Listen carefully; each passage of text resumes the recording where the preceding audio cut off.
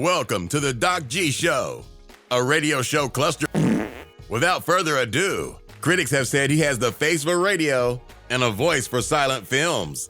Your host, Ben Doc G Gordon.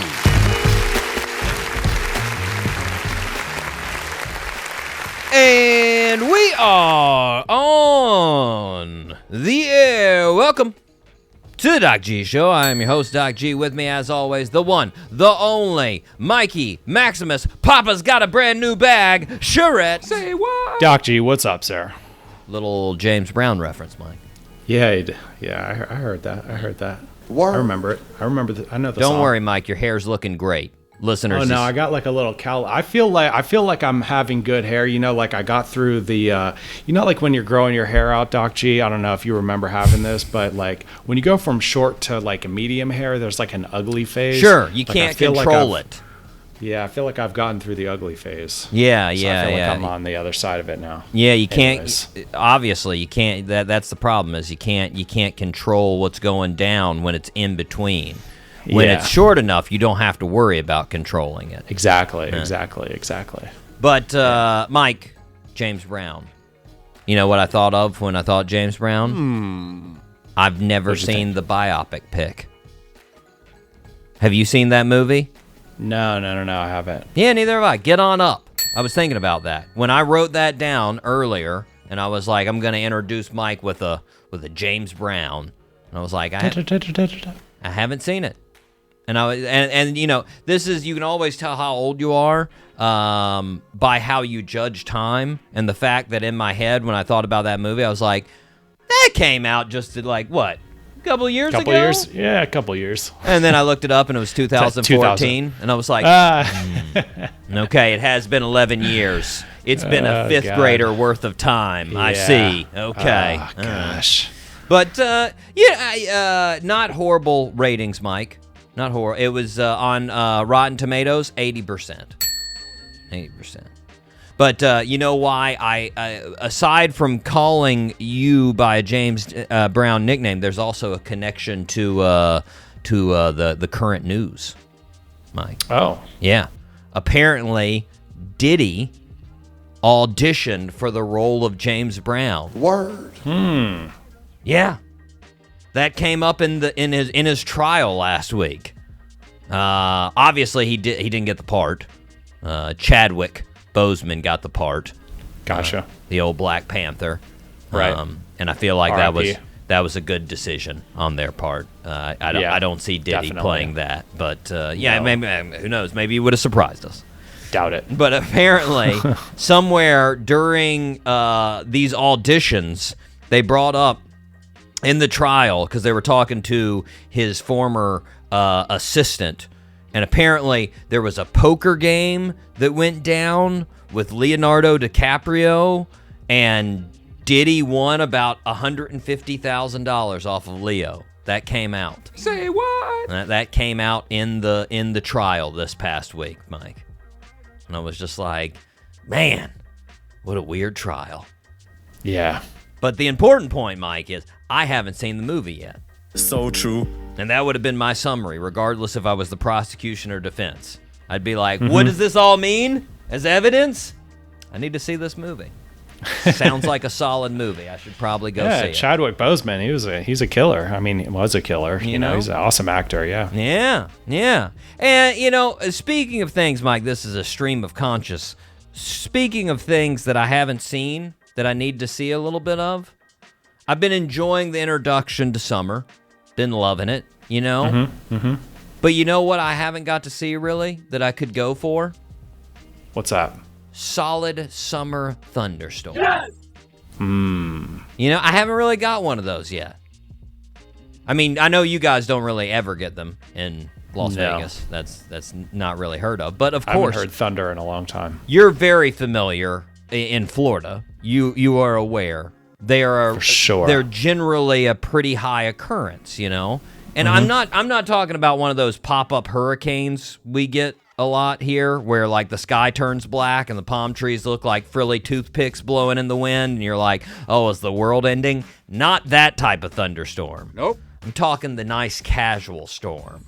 You know, the one that builds up a little bit, You got the thunder off in the distance, but you got the calming, consistent rain, you know? And then after like 30 minutes, it's clear. You go outside, and the world has been cleaned.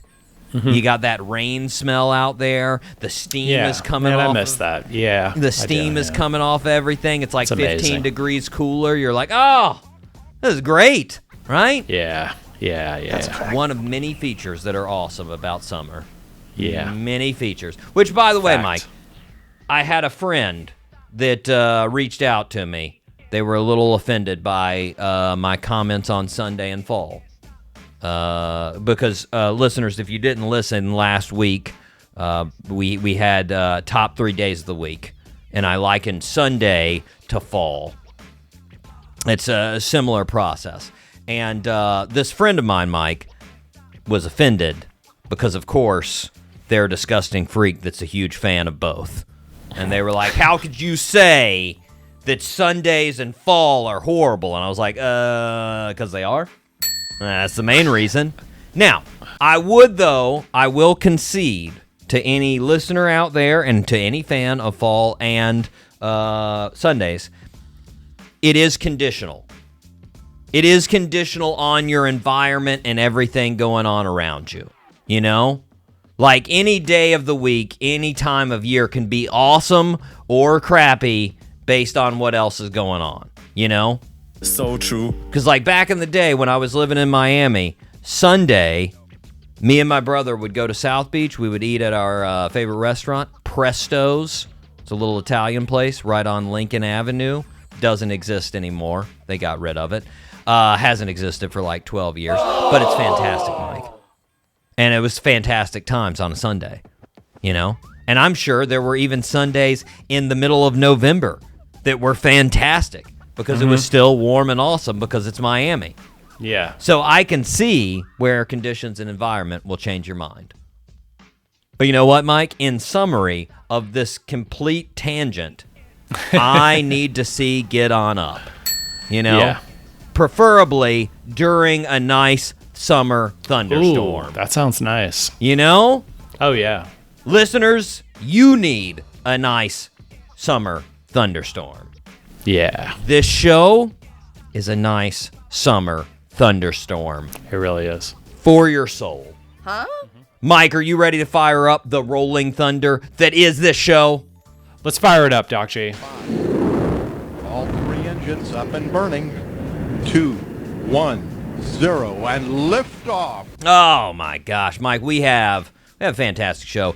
A terrific group. Just a fantastic group on the show. The one and only Young Gun Silver Fox. Woo! I've been talking about these guys for a while, Mike. Yeah. I told you to jam on their song. Oh, I've been listening to it. It's great. Right? I love that song, yeah. You can branch out, too. There's plenty of other good jams they have. For sure. Their song Kids is super popular. I like Kids. It's a good jam, but I wouldn't put it in my top 3 Young Gun Silver Fox. And that's no slight to the song Kids. I'm just saying I find it surprising that that's their favorite jam of theirs. I'm like, really? Come on now. They got some other bangers. But they are based in London. All of Europe loves them. And they're coming to the U.S., listeners. They've got their new album, Pleasure, and I've got good news. 2 shows, album release shows. One in Brooklyn, June 26th, and then one at the Troubadour on June 28th. And I can't wait to talk to Shawn and Andy. It's going to be a good time. But first, Mike, we need to start where we start. Birthday suit. Happy birthday, Mr. President. That is correct. Yeah, this is like 98%, Mike. This is pretty high. Because there's a couple of clues that you gotta know this person. You gotta know. It'll throw you this start part. Well, you know what? Let's just start with the first easy one and just see if you get it out of the way. She was with Brad Pitt for almost 19 years and married for 5. Angelina Jolie. Angelina Jolie, correct. Yes. I don't want that to be the defining factor because I don't think that would be what she wants her defining factor to be, is just married to Brad Pitt. Nope. So let's go through Angelina. She was born on June 4th, 1975. I'll be honest, this sounds bad, Mike, but I thought it was. I thought she'd be older than that, honestly. Yeah, I mean, she does. Don't get me wrong, she doesn't look old. She's just been around for so long. Yeah, you know? she has. She really has. Yeah. But anyway, she was born in Los Angeles. Her mom and dad were both actors in Hollywood. Had a tough childhood. Man, that was depressing. Reading through some of that. I'll be honest. Just not being able to fit in anywhere. Mike couldn't find her groove. And she actually weird. Hobbies that she came out of with it. She decided that she wanted to become a funeral home director when she was like in her teens. And she was actually taking at-home courses on embalming when she was 16. And I was like, ew. Yeah. I've never been interested. Never. Yeah.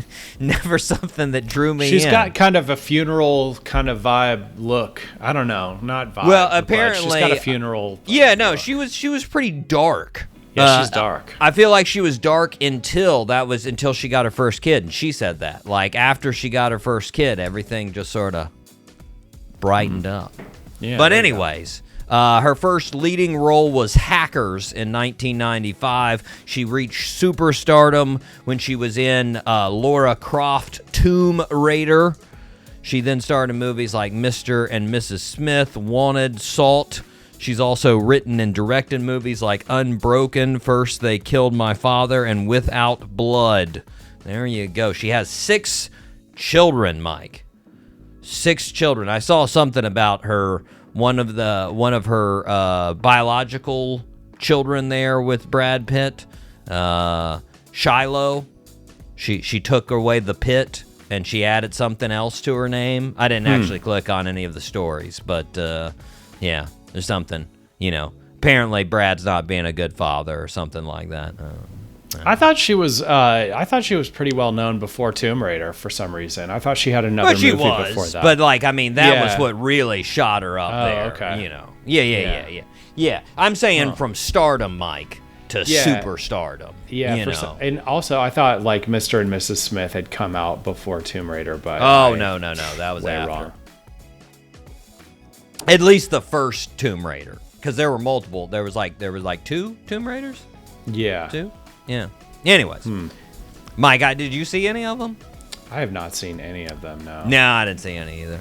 But I definitely saw all kinds of things and commercials and stuff for it. I remember, Mike, Taco Bell had some endorsements of Tomb Raider, so very important when TB's getting involved. Anyways, and that's not Tom Brady. That's Taco Bell. Anywho. Happy birthday to Angelina Jolie, Mike, turning the big 5-0. Woohoo! 5-0. Happy birthday, Angelina Jolie. Mike, are you ready? Rip some headlines? Let's rip some headlines, Doc G. It's now time for Rip from the Headlines. Mike, let's start with a little something from Entrepreneur. Here's the headline. How much money you need to retire comfortably in every U.S. state. Mike, how much do you think it takes? Over $1 million everywhere. I mean, definitely over $1 million. Over $1 million. Most now, places, I would imagine. According to Northwestern Mutual, this is where all this data came from. The people they surveyed think it takes $1.46 million to retire comfortably. That was the average that everybody guessed. Research found, Mike, not nearly that much. That's what their research found. Say what? What do you think the most expensive state to retire in is? I don't know why Washington State comes to mind as the first, but maybe I'm gonna go, or maybe California. California reaches the top 3. Washington is not in the top 5. Okay. Your top 3, Mike: Hawaii with $1.1 million, Massachusetts with $1.06 million, and California with $1.05 million needed to retire comfortably. Mike, that's in contrast to Mississippi, where it's $5 and a bag of boiled peanuts to retire comfortably. I'm kidding. Joke's on me, Mike. Mississippi's not even in the bottom 3. That's right. West Virginia, Arkansas, South Dakota. That's the bottom 3. All right. How much do you need there? Do you know? It was around 700,000. Oh gosh. All right. Yeah. So if you'd like to retire cheap and possibly suffer from clinical depression, those are your 3 states. All right. That's where you go. Wow. New York was the 4th, Mike, by the way. And those are the only 4 that were over $1 million. Hawaii, Massachusetts, California, New York. All the others were under $1 million. So basically, I'm there. I'm ready to retire. I got enough. I'm out, everybody. Mike, let's move on to a headline here from CNN. Got a little something that ties into the start of the show there. Here's the headline. Suge Knight urges longtime rival Sean Diddy Combs to take the stand to humanize himself. So apparently Suge did a phone interview with Laura Coates of CNN the other day from jail, of course. Mm-hmm. He said, quote, I feel if he do tell his truth, he really would walk. If Puffy goes up there and says, hey, I did all the drugs, I wasn't in control of my life at the time, or myself, he can humanize his old self, and the jury might give him a shot. Word. Does Diddy take the advice, Mike? I don't think so. Yeah. I find it hard, you know? You'd be taking advice on how to stay out of prison from a guy that's in prison. It's kind of like taking gun safety advice from a dude that just shot himself in the face. I mean, I guess it's like a do as I say, not as I do situation, but I don't know. It sounds crazy, but I sort of agree with Suge, though. I do see it, though. You know, like if he just gets it off of his chest, people can be like, okay, he owned it up, you know. Yeah. But, I mean, it can also go the other way. Yeah, where yeah. You go up there and you totally bomb, and all your rage comes out and all your weirdness, and Mike's seeing it as a stand-up show too. Oh, I'm bombing right now. Yeah. Oh, I'm doing horrible on. I was trying to humanize myself, everybody, but I guess this is how I am as a human. That's how Mike responds to when he's bombing on stage. Guys, I'm humanizing myself. I just try to humanize myself. Can everybody just relate? But I do gotta say though too, if I'm Diddy, just automatically I'm not trusting anything Suge ever sends my way. Nope. Like, I mean, it also seems a little suspect when he's like, yeah, I say he gets up there and says I do all the drugs. Also, I think if he committed any murders, he might just want to say I did some of those murders right then. Just get them off the table, start new. Like, I'm human, everybody. I'm a human being, just like all of us. Who of us hasn't murdered someone? Come on. Yeah, I feel like he's just like, yeah. Do that. Let's see how long you're in here. Mike, a little bit of a follow-up. I've got one more headline, and then we'll move on from Diddy. But one more headline with Diddy here. This is from Complex. Ex-assistant recalls mogul saving her from R. Kelly in Nightmare. I was trapped. Mike, isn't it amazing? They've spent the last 3 weeks describing the depravity and disgustingness of Diddy, but even the prosecution was like, well, he is better than R. Kelly. He did. Let's be honest. Like, it's just like, R. Kelly has to be said there like, hey, I'm that bad? They had to save me? I've made 9 albums in prison. Come on. Get with it. Like, just, I read that. I was like, wow. Shots fired at R. Kelly. That's rough. That's I feel like maybe it was COVID. People just forgot all about the R. Kelly stuff, you know? I mean, I didn't forget about it, but like, I mean, I feel like you just don't hear it nearly as much. I mean, the Diddy thing is everywhere. R. Kelly is a open and closed case. I mean, I guess that was it. I guess that was just the so documentary obvious. came out. It's we watched some of his in prison interviews, and we're just like, yeah, this guy's absolutely crazy. There's no doubt in our minds. But don't worry, he's got a volume of music. Yeah. Oh yeah. Still working on it. Mike, I've got a headline. You'll be excited about this one. This is right up your alley. This is from The Athletic. A Minute Bowl basketball card sold for more than $20,000. But why? Word. Mike, I'm going to take a stab in the dark of why. I'm going to guess it sold for $20,000 for the same reason any basketball card sells for $20,000. Someone wanted to pay for it. Be my guess. It's not. I mean, it's not like Minute Bowl cards are a commodity, like annual corn crop. You're not like, well, let's look at this. We're gonna see what the market is demanding. There were some pesticides. No, somebody was like, oh, look at that extremely tall, skinny human, and there's only a couple of these cards. I want to own his card for a ridiculous amount of money, and they paid for that, and that's what happened, Mike. Apparently, this happened on eBay, Mike. Sold for $22,222, making it the most expensive non-autographed 1987 Fleer basketball card, passing a Michael Jordan card that sold for $20,000 and $20,059. Ooh, yeah, that's a sick. Yeah, the Fleer. I don't Mike, know. Mike, and you're never gonna believe this though. The article basically said what I said. It sold for that because somebody wanted to pay for it. Pretty much.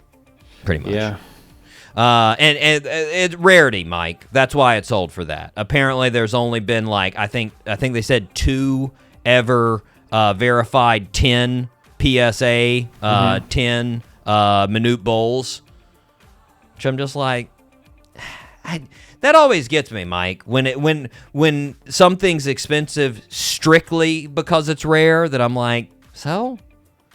Just because you got like a magical dog turd and it's super rare and nobody else has this turd doesn't mean you're like, I want to pay $1 million for this dog turd. Like, it's got to be something cool. And I'm not equating Minute Bowl to a dog turd, Mike. I'm just not that interested in a Minute Bowl card. Like, who cares if it's rare? Like, yeah, it's not even a great car looking. Like, it's not like he's just standing there. Yeah, he's just standing there. Yeah, I don't know. It's sort of interesting to me, Mike. Mike, I got a headline from Entertainment Weekly. Kesha is back to reclaim her throne as the most f***ing fun human in pop music. Yeah. I didn't know there was a throne for that, Mike. A throne for the most f***ing fun human in pop music. And I got to be honest, if there is a throne for that, shouldn't Britney Spears be on the throne? I mean, she's not really making any music, and no one really knows what she's doing, but she's having fun. She is having fun, that's for sure. She's having more fun than anybody, and so I don't know. It's a battle. But back to Kesha, I will say, you throw on that Pitbull and Kesha Timber, that's a jam. It is. Oh my Agreed. gosh, that chorus. I can listen to that chorus all day, man. That is. And they did that. When they introduced that song as a single, they had it as part of the playoffs that year. I remember the basketball playoffs, so it played every single time they came on. Good stuff, Mike. I want to say that was 2015, maybe sometime around the time I should have been watching Get On Up. I don't know, somewhere in there. But anyways, Mike. I mentioned this before we came on air. I got a headline here from E! News. Inside Taylor Swift's magical night out with Selena Gomez after Masters deal. Now, I'm guessing you heard the news, right, Mike? Yeah, so she got the rights to all of her music. That's back. correct. She got it back, yeah. That's correct. So now you can listen to Taylor's version or Taylor's version. They're both hers. So she owns all that. Who had them before, do you know? Well, it was her old, manager guy, Scooter Braun, and then Scooter Braun's company sold them to another, investment company. Gotcha. And then that investment company, she paid $360 million to get them back, which seems about right.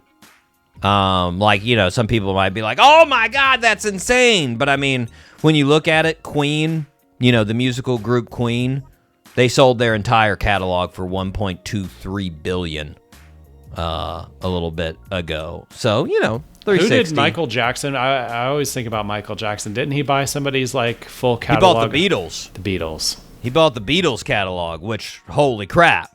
You look at that, if that sold those two together, all of Mike's licensing and then all of the Beatles, that would be a $3 billion deal or something like that. Because that's literally by far the most popular group of songs ever. Yeah. It'd be insane. It's super insane. And that was when people weren't really doing that. That's why it was pretty wild when he was like, yeah, I'll buy all of them. Sure. I'll own the rights to all those songs. And so he just bought them up. Pretty wild, Mike. Pretty wild. But back to Taylor. So apparently Taylor and Selena went out to Monkey Bar in New York City, Mike. And I just couldn't help but think. I was thinking of this in my head, and I was just like, at some point, Selena was like, this Monkey Bar is sort of lame, Taylor. What do you say we live Moss? Hit up a fourth meal? Taco Bell, right? It's the only way to celebrate big events. I had it at my wedding proposal. Come on! For God's sakes, let's get a quesadilla. It's not Selena's speed, Mike. She's not Monkey Bar. Get out of here. You don't want that nonsense. She wants the real deal. She wants Taco Bell. Yeah, she does. Wants it. We get it. Can you only imagine if they had that picture with old Benny in the picture? Sitting off to the side. That guy was at home in his underpants eating some nachos from Taco Bell. For sure. That was happening. For sure. What's going on?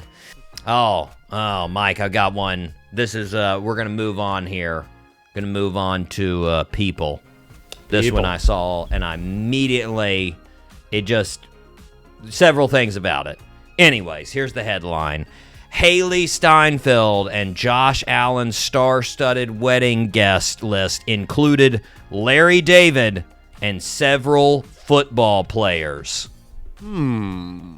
First off, Mike, of course it included several NFL players. Josh Allen plays in the NFL. Be like going to a banker's wedding and be like, can you believe all the bankers that are here? So weird, right? Yeah, obviously. But second, Mike, I was very surprised to see that Larry David. Very surprised. Because I feel like if there's anyone in the world that hates being invited to a wedding more than me, it's Larry David. For sure. Larry David is my spirit animal for hating social gatherings. Whenever I go to a social gathering, I feel like Larry David.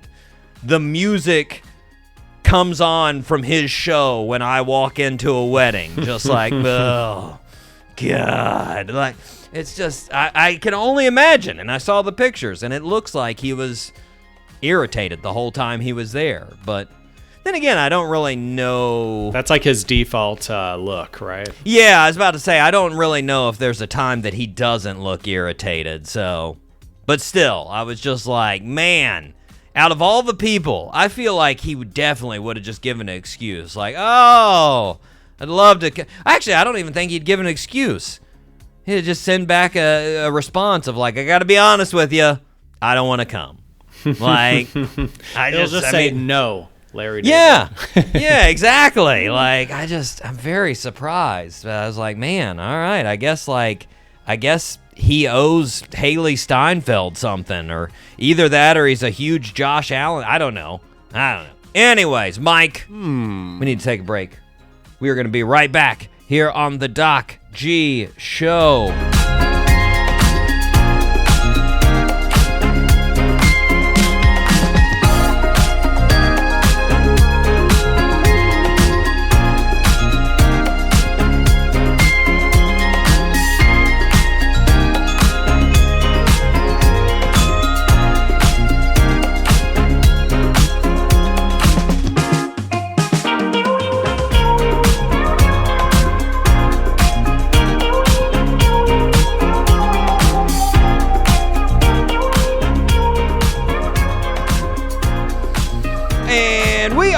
Back here on the Doc G Show, Spinnaker Radio, WSKRLP 95.5 FM in Jacksonville, Florida. Mike, what do the listeners need to do?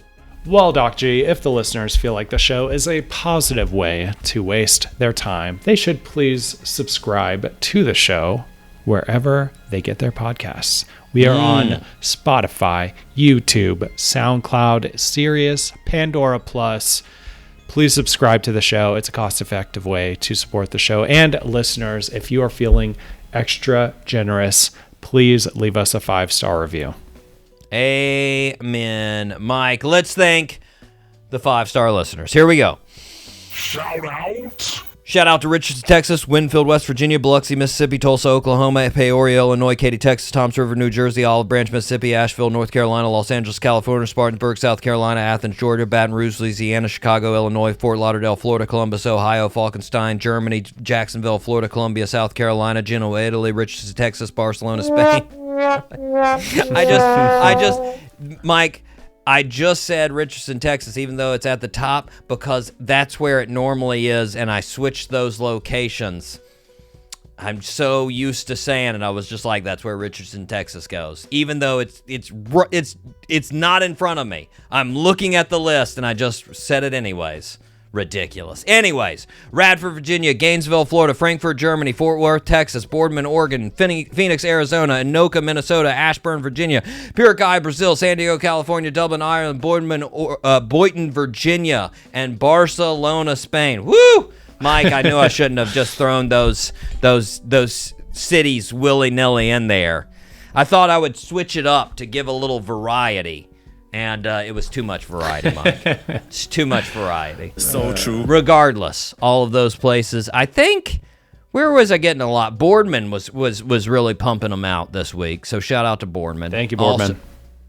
Also, where else? Where else was Phoenix? Phoenix was high again. Thank you, Phoenix. The newest regular. Phoenix. Mike, here's the 4-star listeners this week. Fremont, California. Fremont, you've got 3 weeks.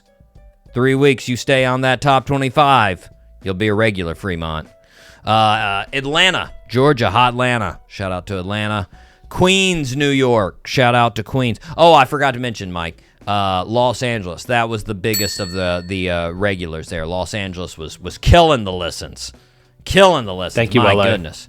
Yeah, I think it was a bunch of people that I asked to be on the show, listening and deciding not to come on the show.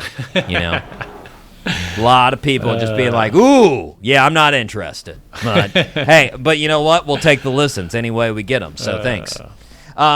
St. Louis, Missouri. Shout out to them. Dobson, North Carolina. Shout out to Del Mar, California. Prineville, Oregon. Osaka, Japan. Osaka. 3 more weeks. 3 more weeks for you, too. I'd like to have that international. That's a nice international, Osaka. That's that makes me feel fancy. If we've got a regular listening group from Osaka. Yeah, that's cool. That's cool. Richmond, Virginia. Shout out to you guys. Las Vegas and Nevada. Muncie, Indiana. Mike, I turned down a job in Muncie. That was I got my mentor in my PhD knew a job available at Ball State University, and I was not interested. Sadly, I am not a fan of Muncie weather, Mike. So listeners in Muncie, I'm sorry. We love the people, just Love you. It's gray and cold, and no thank you. No. Thank you. Sydney, Australia, last on the 4-star listeners, Mike.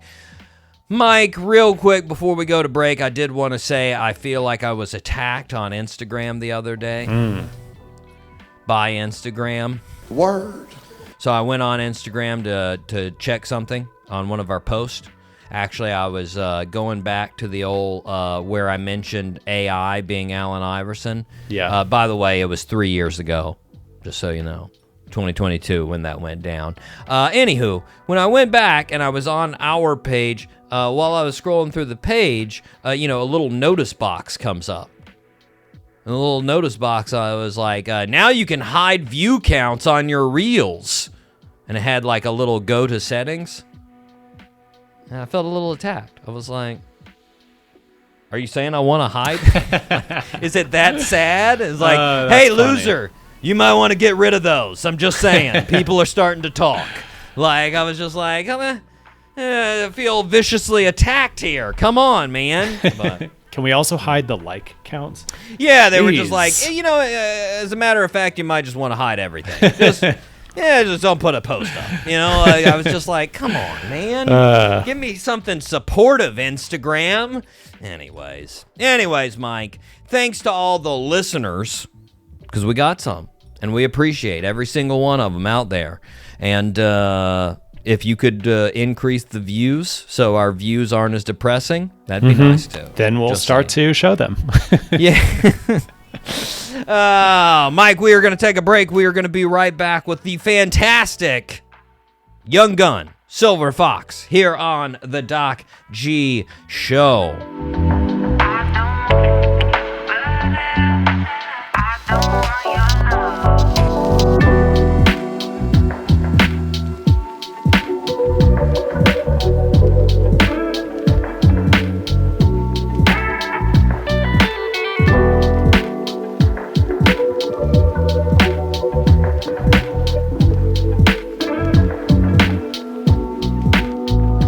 Welcome back to the show, everybody. We are very happy to be welcoming the fantastic duo Young Gun, Silver Fox, who just released their album Pleasure that has the fantastic single Stevie and Sly. I've been listening to it over and over and over again. We have none other than Mr. Shawn Lee and Andy Platt. Fellas, how's it going? Going good. It's going well. It's beer and sunshine o'clock where I am, man. So those two things are very good. If I understand the weather of the UK correctly, you got to take advantage of that sun o'clock. Yeah, that's people true. Are losing their minds. It's a glimpse of sunshine, and it's like when people were buying toilet roll in the pandemic. It's just people just losing their minds. You got to take advantage. You got to get out there and just absorb all that you can. You gotta get exactly. This is true. I'm only wearing a t-shirt. My bottom half is completely nude right now because I've just been exposing myself to the sun all day. Well, I've been indoors all day, just so you know. I'm in the studio and I've only went out to get money out to pay my engineer. Otherwise, you gotta take advantage, Shawn. Studio 10, man. That's where it's at. Gotta take advantage. Well, now.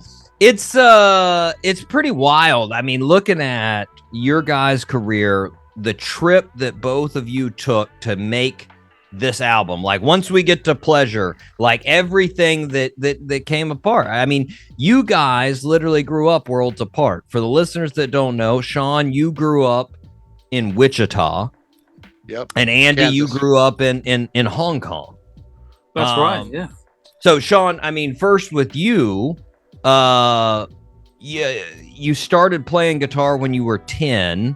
How long did it take you to say, I need to get out of Wichita? This isn't happening for me.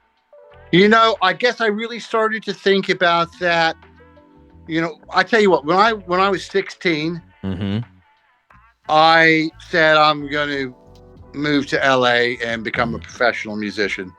And I knew in order to do what I wanted to do, which was to make records and to tour and be that kind of musician, that I was going to have to leave the small town that I grew up in. I knew it was impossible to, to do it from there, especially back then, before the internet and all that kind of stuff. You really had to be in either LA or New York or Nashville in America, and I didn't want to go to Nashville because, I like some country music, but it wasn't really my bag. And New York seemed, less hospitable than LA did to me. And I had family that lived in California and Southern California. And so I grew up starting to go there in the late 60s and early 70s and stuff. And so, who doesn't like palm trees and sunshine and the beach and it's just a good vibe. So, and not to mention what you get, from TV and the movies and stuff. We all feel like we all have our own little relationship with, LA and, in California and whatnot. So, that was it, man. 16, I was like, this is what I'm going to do.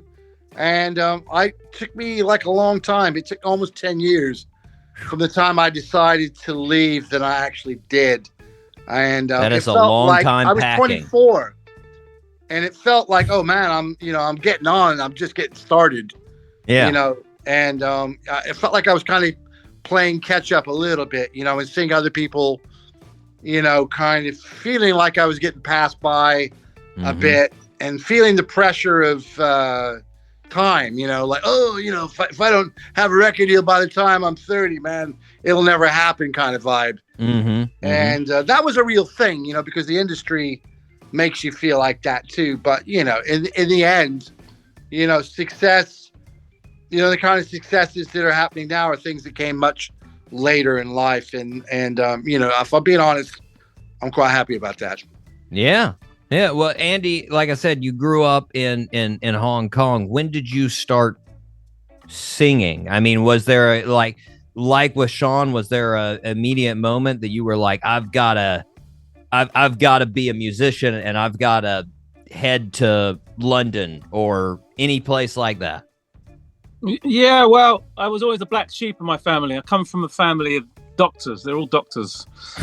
Kind of academic route, and it's predictable. And the other thing about my life, I grew up in Hong Kong. I was displaced my whole life as a kid. I think before I was 18, I must have moved 25 different times, different houses, different places. It's to do with my old man's career, really. It's too long to go into. But I guess the one consistent thread in my whole life was having a pair of headphones on and connecting to music. Is the one thing that you could take solace in. You had a Walkman or CDs or whatever. It was always there. Yeah. And so music, jumping off from digesting music to playing music, and then playing music by ear and figuring stuff out, and writing songs from a very early age. Really, I guess I was writing songs from 8 or 9 years old. Wow. Yeah. So writing songs has always been the thing for me. You ask, when I start singing, I sang a bit in like little bands that played in pubs and stuff when I moved back to the UK. But I really only started singing because I couldn't find anyone to sing the songs that I wrote the way I wanted to hear them. So, if you want something done, do it yourself. So, yeah. I'm not one of these guys who kind of grew up through the church or had this wonderful kind of vocal singing upbringing at all. I've kind of worked hard through listening to my heroes and kind of figuring out what they're doing. I've been in the woodshed a lot with my whole life in terms of singing, and I still don't think I'm a singer. When people say, "Oh man, I love the way you sing, oh great vocals," it's like, "Oh yeah, thanks," and I just let it slip off me, somewhere behind me. But I'm comfortable with it these days. I'm more comfortable with it. What did you start writing the songs on? Like, was it piano? Yeah. So I started learning classical piano when I was 7 or 8, and that gave me enough tools to start, putting my own melodies down, enough harmonies and old school reel recorders, kind of half ripping off songs in the charts, kind of half, open love letters to the cute girl at school who wouldn't look at me, all that kind of stuff. So you did have some musical theory. There was a little bit back there. Yeah, I always say to people who want to learn an instrument, the piano is the best instrument to start with. It's all there in front of you. All the notes are there, and it's the perfect springboard to play anything else. I mean, drums is another good one. Shawn comes from the drums. His first instrument is drums before guitar, actually. Yeah. So I think that's what's made him a great producer all these years, because he's, if you can get the bedrock down, you can build worlds on top of that. That's what he's great at. Gotta have the rhythm. Well, now, yeah, the big song, like I mentioned, at least to me, the big song off the new album, Stevie and Sly. It says it right there in the lyrics. Take me back to Stevie and Sly. Take me back to 1975. That's where I want to go. Shawn, I'll start with you. Since you were sort of the originator of the idea of Young Gun Silver Fox, what makes you love the music of the late 70s, 75 to 80, 82, somewhere in that range? I think part of it will be my age at the time, being a little bit older, in a way that, I started playing when I was 10. So that would have been in 1973. And so like I was paying attention then. And so I was really absorbing it. But I think the thing about, the mid to the late 70s into the early 80s is it's what I would call the apex of recorded music. So we've had like, pop music before that, right? Yeah. And then we went into the British, invasion, and all through that stuff, and all the people that were inspired by the Beatles to start bands and things moving on, in a really natural thing with how everything changed. And I think it, recorded music really came into its own, like making records, and that had to do with technology. It also had to do with people having the experience of listening and making records and knowing how to do it and building up those skills. And there was just something about how everything worked hand in hand to kind of lead you on this gradual place where people hit this really amazing plateau in every aspect. So the recording, the playing, the arranging, the singing, the songwriting, the engineering, the mixing, everything was working together and rising to the actual top at the same time. And, there were just so many great artists and bands and musical entities by that time. There was so many, Stevie and Sly are just two, top tier icons right there. But, you could have wrote that song, in soul music, you could have written that song about, Curtis and Donnie or Isaac Hayes and Al Green, or there would be so many people that you could choose. They were all, genius level people, not just in soul music. And forget about it, if you move across to other styles of music, it was popping back then, man. And so you could it's just such a deep decade of great record making across the whole wide range of musical boards. So I mean, you could never dig deep enough into it. It's just so wonderful, from everything from soft rock to prog rock to hard rock, to soul and funk and R&B and disco and punk music and reggae and blues and gospel music. I mean, it was all killing. So, I mean, it just really, I guess, it's classics. Everything is a classic of some sort. And it's just, you go back to it and you just say, we're building on, that legacy, on that foundation, that the bedrock that music is, goes back to. It really is the roots of all music that came after it, and continues to be so, really. Yeah. Well, I mean, it's funny, you're saying you could write it about anybody as far as that title. I told my dad hadn't heard about Young Gun Silver Fox, and I was telling him about the band, and I was telling him about the West Coast sound, the idea of those late 70s, and I just gave him the title of the song, and he was like, "Oh, so Stevie Nicks, Sly and the Family Stone." I was like, "No, not that Stevie." But I mean, I guess it could have been. Yeah, sure. It could have been. Yeah, I was like, that one works too. So I mean, you know, you've got so many artists at that time. I mean, well, Ben, I hate to tell you, but it's actually not about those two either. It's actually about Steven Seagal and Sly Stallone, the action heroes. The best Now you know. right there. Don't tell anybody. My gosh, those two. I could go for a Steven Seagal movie right now. Man, Yeah, how did you miss that, man? Apparently, a citizen of Russia and Serbia and America. I will say he's Friends with Putin, apparently. I will say he's got some very interesting hair, and I will leave it at that.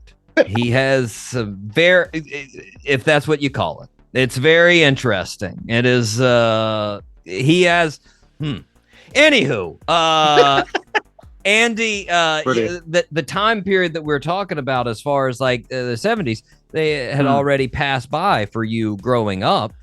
Yeah.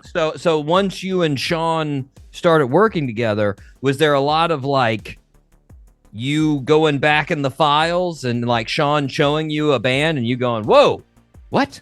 I haven't heard of that." Like, there's a little bit of that, especially with the kind of, you know, more of the deep cut West Coast stuff. mm-hmm. I mean, you're right. I wasn't born until 1979, so you know, Shawn had seen all that happen as he was growing up. Mm-hmm. But obviously, as anyone will attest, the beauty of music is that it's timeless. It's going to outlive all of us, and there's just too much music out there. Mm-hmm. But the one thing that, you know, when Shawn was describing why it was the apex of recorded music at that time, the common thread was it's these things were all done by humans. All the greatest engineering and the songwriting, the arrangements. This is like peak creative humanity in music. Mm-hmm. That's the thing that always resonates with me about the 60s and the 70s. The real craft. It's humans being really good at being humans on a creative level, you know. But in terms of I think there was a few instances of Pops kind of showing me some of the good stuff, definitely. Yeah. But it's all there for anyone to go and investigate anyway. And as a songwriter, I've always tried to marry, I guess, the best of concise Western white, if you will, pop rock writing with the passion, the flair, and the spirit of the best of black music, you know, where blues, gospels, and soul meets. And where all these rivers meet, I think West Coast is the best forum for all of that and putting it together. And you can put it together 100 different ways and you'll get something which sits in that whole idiom and is just caramel on the ears, you know. So, nice. Yeah, nice. All of that. But no doubt, you know, Shawn is like, he's got an encyclopedic knowledge of records, of the genres, of who was involved, who was playing what lick on there. Oh no, it's actually that guy playing that B flat on that synthesizer. On, you know, it's great. He's a treasure trove, definitely. Well, Shawn, take me back to when you guys first meet. I think it was on the beautiful world of MySpace. Back when that used to be a thing. Now, I think the original goal was for you to work on Andy's band as like producer, I think. When did you start? When did you start thinking, hey, we should make our own tunes? We should have a new band. Well, you're 100% absolutely correct in all those things that you said. How that went down, we initially did a song with me producing Mama's Gun at my old studio. And, you know, I enjoyed it. I like to think it went pretty well, but then there was this thing, you know, let's try another tune and see what comes out of that. So they were still figuring out, is this the right move to make? And so, we did another song And when we did that one, I mean, I was a little bit more involved, than I would be in some instances. So I actually did some playing on the songs, and I was sort of, asked to contribute a bit to the band. And so I got the feel of like sort of, working with Andy to a certain degree through the band. And that's when the light bulb went off. I just thought, you know what? I just thought we could really do something together. And what that would be, basically the music that we're making now. I just saw, Andy was the missing piece of the puzzle. Not that I was, the idea of making this music that we're doing was never an idea until I worked with Andy. And he sparked off that whole idea that between the two of us, we had all the musical artillery and knowledge to, take that West Coast music from the late 70s and early 80s and build a house on that foundation and do our own thing. And I thought, it's possible. It's possible. And then it's like, hey man, let's do that. And it was just a logical thing. It didn't end up working out that I produced Mama's Gun for whatever reasons. And, but that planted the seed to start writing and recording music towards what became our first album, West End Coast. And, what's happened since then is just a real beautiful 10 years of smoothness and and good times. Absolutely. Well, now, I mean, you mentioned it several times, and I brought it up. West Coast music. You guys always, refer to your music as West Coast music. Give me the explanation. What would you say? What's sort of the definition in your mind of West Coast music? You asking me or Andy? Either one. Who wants to take it? Go on, Shawn. Well, I think West Coast refers to, I think if you want to go back to the absolute kind of ground zero of West Coast music, for me, we're talking about, Phil Spector and the Wall of Sound. Okay. All those studio musicians that played on those records. Yeah. And right next to that, the Beach Boys. Okay. So and a lot of the same musicians involved. And so it's records made on the West Coast with loads of really smart musicians, right? Who were all very influenced by, the Beatles and things like that. But, it was how all these, people came from all over to be in California. People came from the South, people came, from the Midwest, they came from the East Coast, and they came to LA, and they found some of these guys like Glenn Campbell and, Leon Russell, and Dr. John. Those guys found themselves becoming part of the kind of Wall of Sound thing.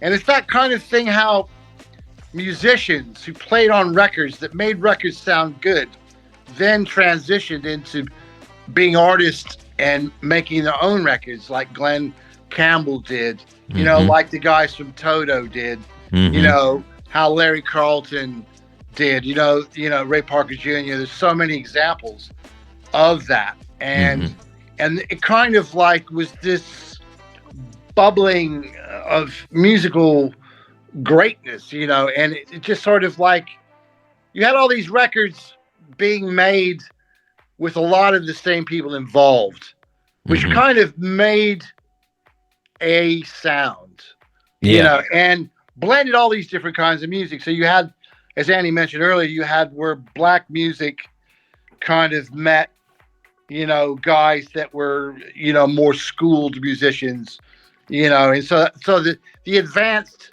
more jazz harmony, marries with, kind of funk and soul music grooves and how that all comes together. And that could be, Toto, it could be Al Jarreau, it could be George Benson, you know, it could be all these different people. It could even be the Mamas and the Papas. You know what I mean? With these same people on records. And so you get these tunes that sort of cross over, you know, and it's just a really interesting, I don't know, it's like the most highly sophisticated pop music that was ever made in that period.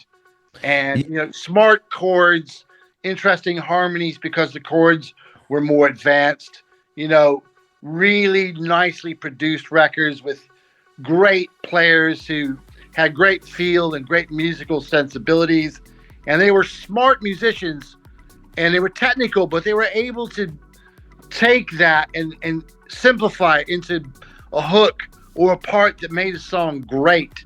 Mm-hmm. And so, you know, when you listen to the radio of that time, you were really hearing stuff that was very, you know, very adult music, stuff that had, you know, a lot of meat to it, you know. So, and that, you know, that could be everything from, you know, like Seals and Crofts, you know, to the Doobie Brothers. And it could be, you know, a bit more rocky, or it could be a bit more jazzy, or it could be a bit more R&B, or a bit more acoustic, you know.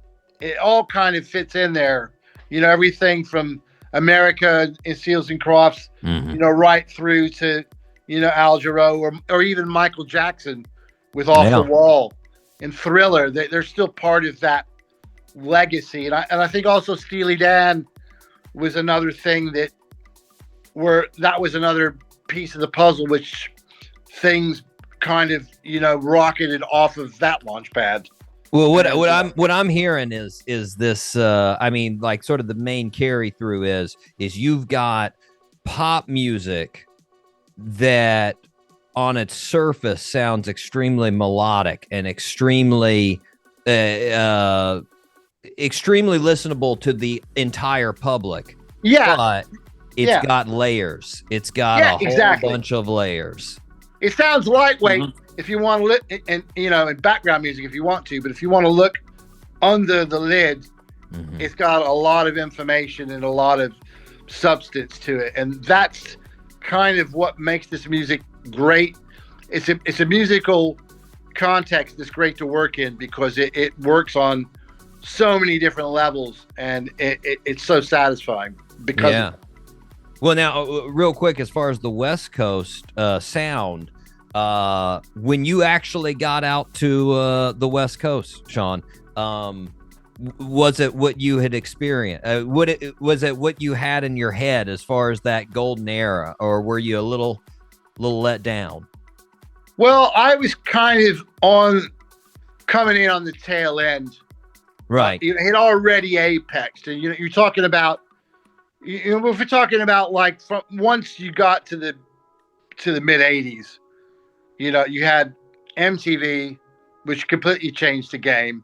Music became more visual, you know, became more gimmicky in a way. It also, you know, MIDI and digital, you know, equipment and drum machines and sequencers and layered up keyboards. All of a sudden, where people played together live in a room was gone, and what you had was one guy standing over a machine pressing buttons while other people watched. And so music, the way it was made and the way it sounded and the way it was presented and consumed changed a lot from 1980 to 1985. Right? And so I moved there in 88. So, you know, you were at that period where music started to swing back to people playing a bit more then. And, you know, all of a sudden it was, there's studio work again. And it's like people are playing live drums on records again because it just, things got oversaturated, you know, with all the, you know, the accoutrements of the time.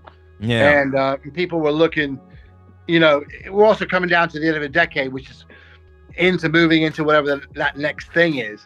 Yeah. And so I think it was transitioning at that point, but I think the thing that was interesting for me was at that point music started to actually look back to the 60s and the 70s in the late 80s, and all of a sudden it was like people were going, oh, the Beatles were great, you know, and you had like bands like Crowded House that were looking back to that era for the first time, which were popular, and Jellyfish and a few others. And then, then you had sort of like just on the cusp of like your Lenny Kravitz's and the brand new heavies and all that kind of thing, which all of a sudden you had this concept of being retro. But people wanted old, musical keyboards. People wanted Rhodes and an organ. They wanted a clavinet. They wanted a mini Moog, and they wanted, Neutron biphase. And, all of a sudden it was like we were looking back and trying to take these things and bring them forward, into the present day and into the future. And you also had hip hop sampling old records as well, and recontextualizing these kind of instruments and these kind of sounds and these kind of musical concepts. Yeah. And so that was a really exciting time, that late 80s and the 90s for me, because I was younger, but I was reconnecting with, my past life and the music old, that really affected me. And so I was like, then it became about how do I recreate all this music that's a part of me that I've grown up with, and do it now and do it in my own way. And I don't think that's ever ended, from that point for me. And I think for a lot of people, they go back to these things and they're looking to incorporate them in, some sort of modern context in whatever way that is. Go back to the comfort food. Yeah. Yeah. Go back to where it started and go. Sometimes you have to go backwards to move forwards, that kind of thing. Yeah. Well, now it's that. There's obviously a good number of folks that started to listen to Young Gun, Silver Fox because they say it's yacht rock. Yeah. Now, you guys don't run from the term yacht rock, but obviously, like I said, you guys don't call yourself yacht rock. Andy, what would you say is the difference in yacht rock versus West Coast music? That's a good question. I think they can be different and they can be one and the same, depending on the on the individual. I think yacht rock is a useful term. It's a useful term for people who want a touchstone to know what something is. Like a band like Young Gun Silver Fox. It's relevant because all the influences and some of the tropes of so-called yacht rock are present in what we do. We enjoy some of the visual aesthetic, palm trees and that kind of thing, but we're not jumping the shark. We're not wearing captain's hats and being on yachts and stuff. Do you know what I mean? What we're making is very authentic, heartfelt music. It's not a parody. It's not even an open love letter to the era. We're just making music of that time now, and the actual music we're making, I think, is very us more than anything. The more records we made, the more we just sound like Young Gun Silver Fox, But we're happy for yacht rock to basically be a flag of convenience for us. We've not heavily courted it, but we've never shied away from it either, because our music is filled with the Rhodes, the Fender Rhodes. It's got the smooth jazz harmony, the big vocals. It sounds like it would fit in perfectly at that time, and you can't deny that, but I think a lot of people think of yacht rock as this, I don't know, some people think of it like being corny, too soft. Lots of men kind of singing brokenheartedly, about stuff. I don't know. I can see why people don't like the term, but at the end of the day, the music is really good. From that era, you can't deny it. So whether people kind of do it down and like it ironically or like it genuinely, they're still liking it for what it is, and it's great music.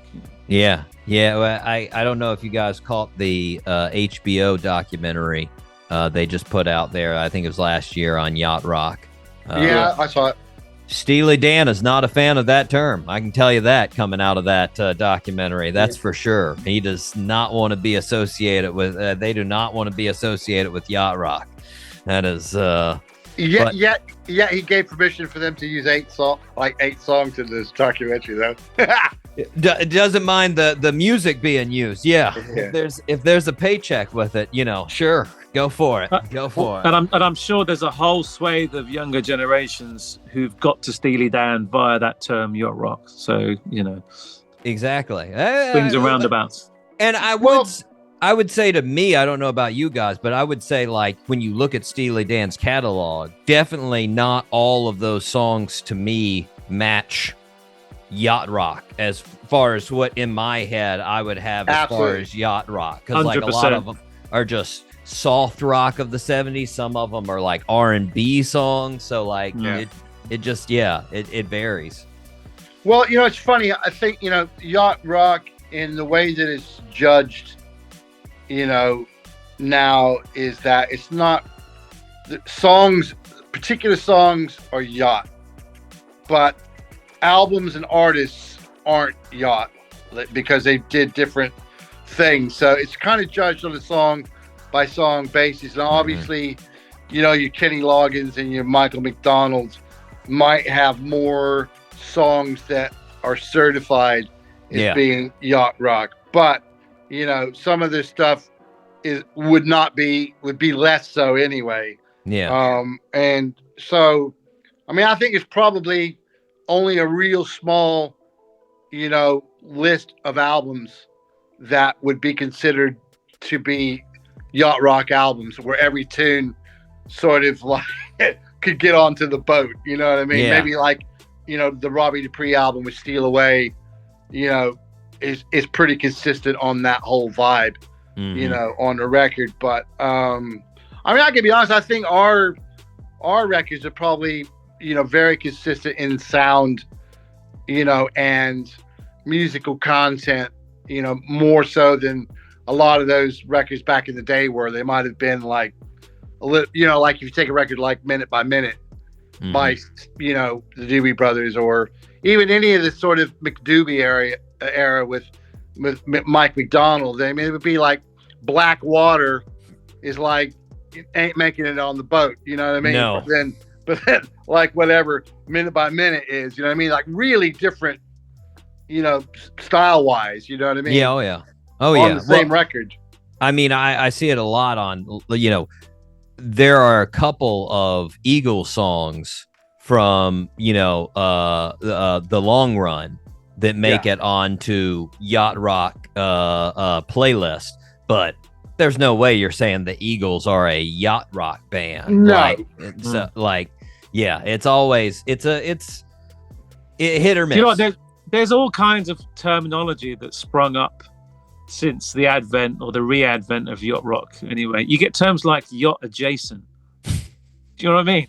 There are very fiercely passionate people and groups of people that will argue this to the death online and stuff. There's a lot. Mostly people can't agree. There's probably only about 10 songs that everyone would agree, which is like What a Fool Believes and Heart to Heart, and a few others, Baby Come Back, that are definitely. But I think overall, I think they like that. They like the banter and the back and forth, because ultimately they're discussing the music they love, and they're keeping it relevant and making it more popular, Well, and that's the funny thing to me is that the need to categorize that. I'm just like, why can't we just say it's a good song that everybody wants to listen to? Like, Yeah, no, totally. Yeah, no, totally. But people are just lazy. People want to know what something is, Well, yeah. If Joe down the high street hears our song in a restaurant, he needs to go, oh, well, it sounds a bit like this and a bit like that, doesn't it? If he goes into a record store, he's not going to say, I heard this really good song. And that's it. Help me find it. Because if you look at the music from that era, people might have called it AOR. They might have called it soft rock. They might have called it blue-eyed soul. There was all these terms to refer to this music. There was the mellow sound, which was a radio format. Sometimes middle of the road, MOR. they would have went into all these things, and it still never completely categorized what something was. Yeah. And yacht's no different. It doesn't.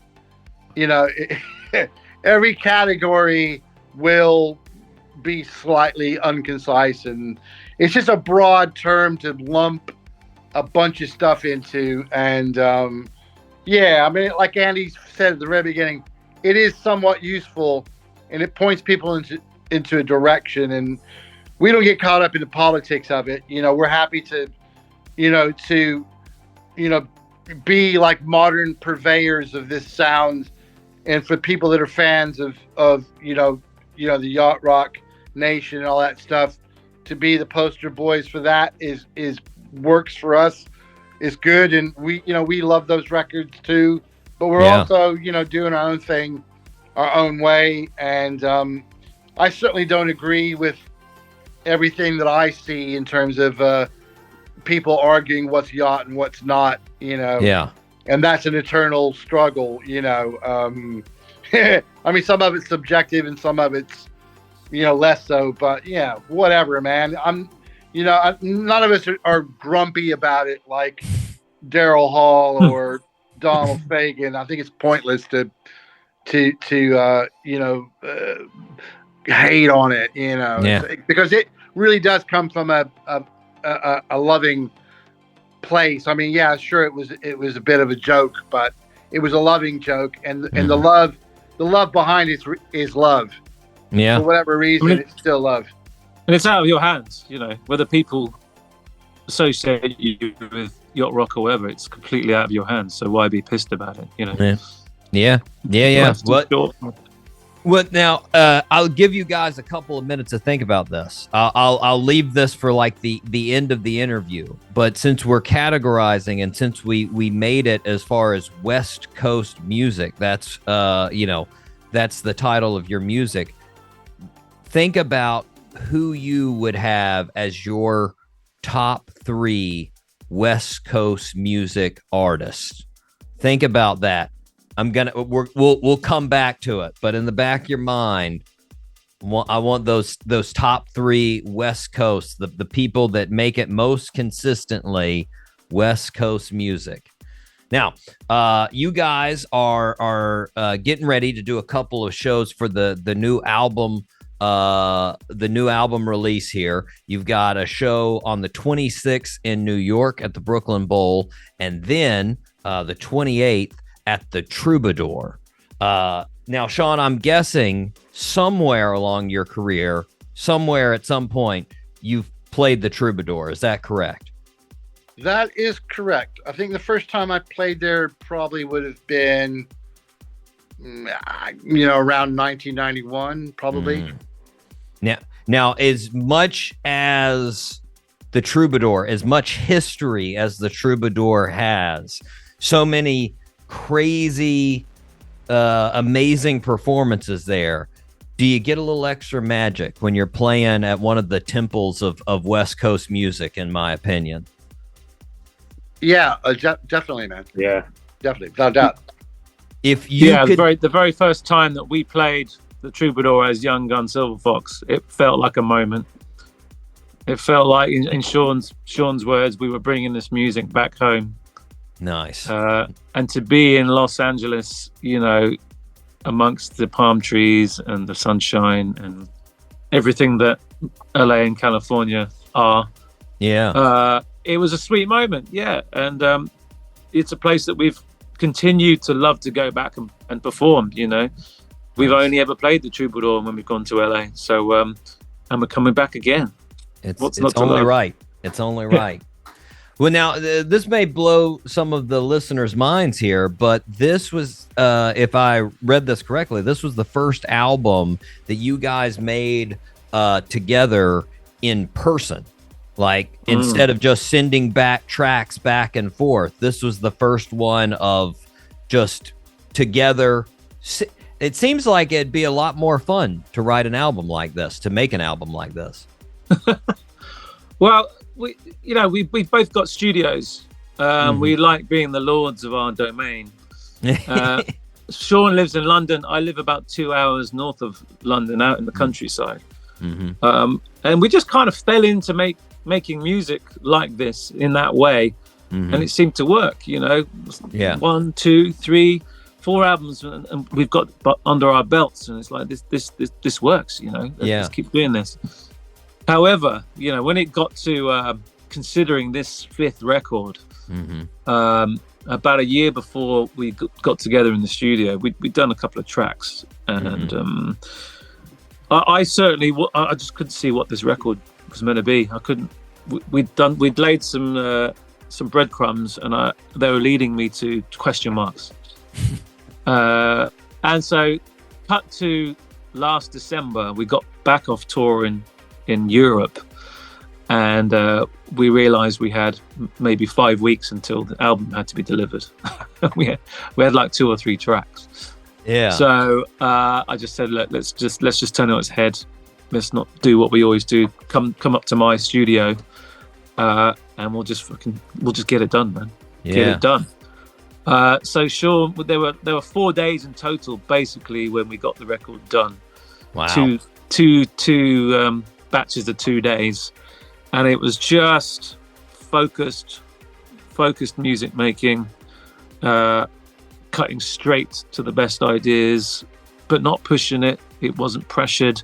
I don't know. It was like as soon as we stepped through the door, we knew what we had to do, and we sat down and we got to it, and it was very much like, you know, 1 potato, 2 potato, 3 potato. It was a serendipitous idea to get together, and it was a real game changer.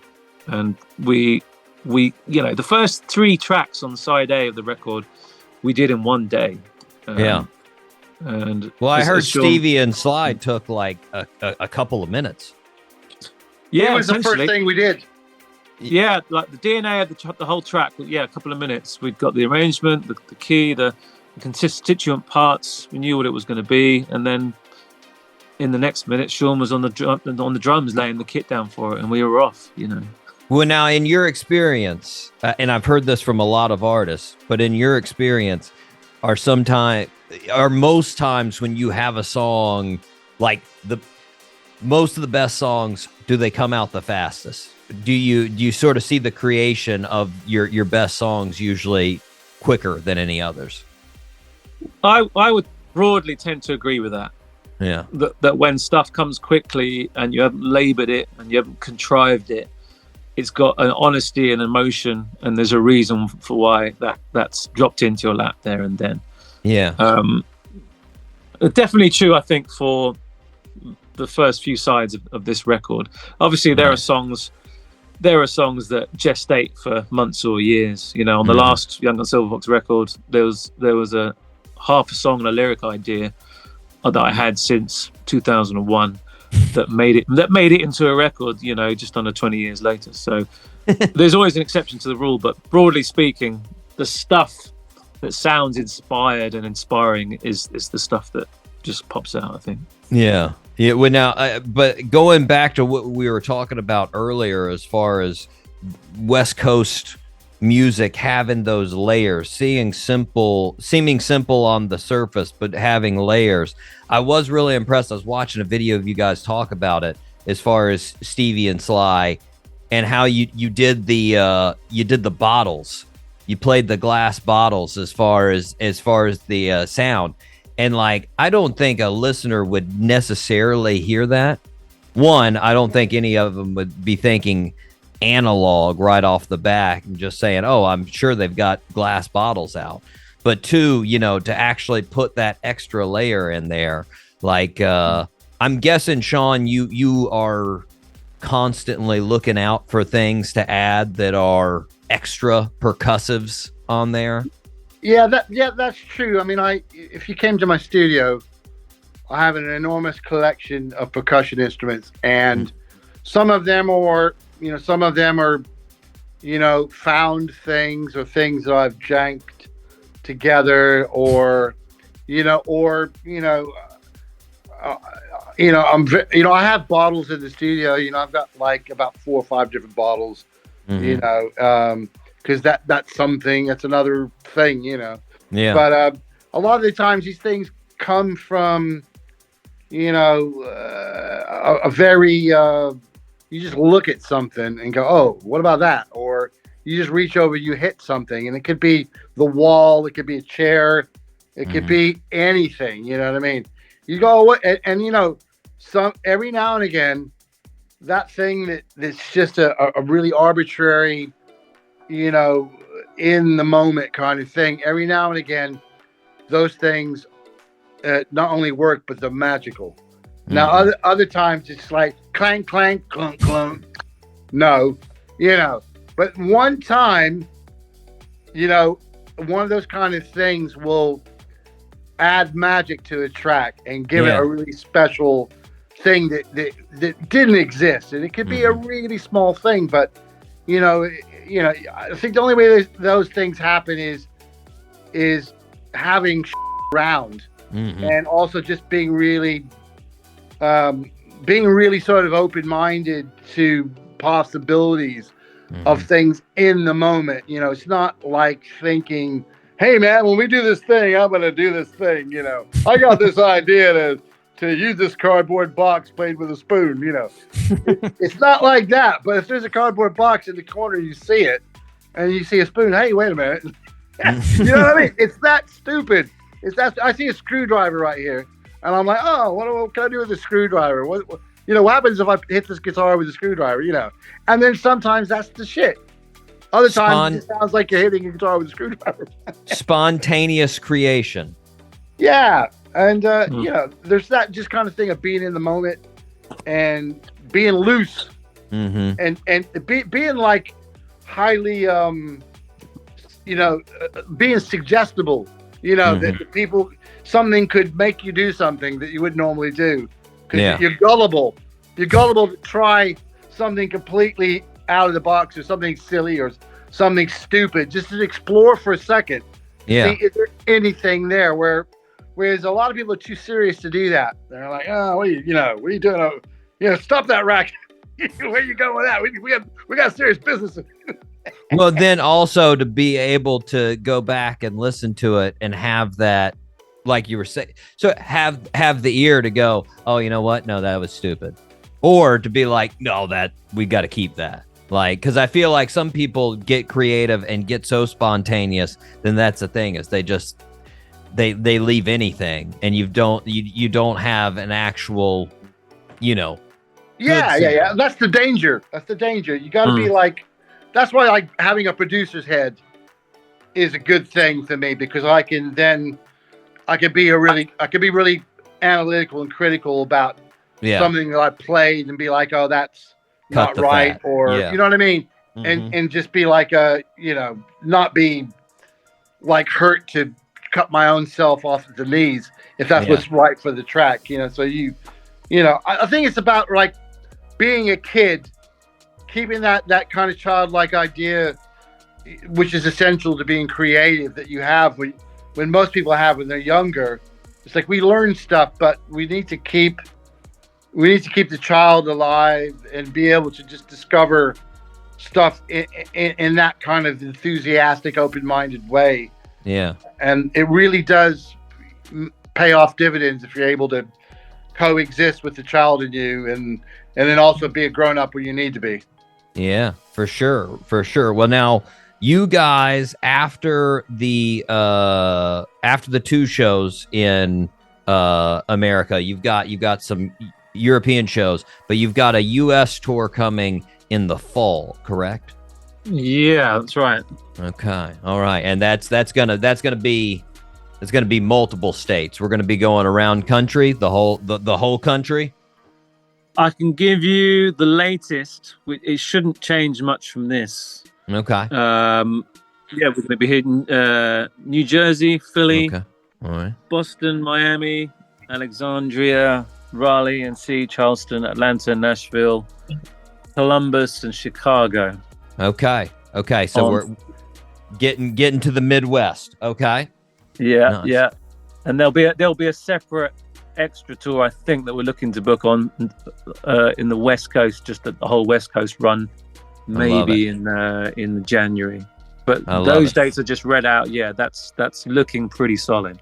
All right. It's looking Yeah, like so we're looking at California, Pacific Northwest, Seattle, Portland, and we'll see what happens around that. But we just weren't able to kind of make it for reasons out of our control to put those things together. Yeah.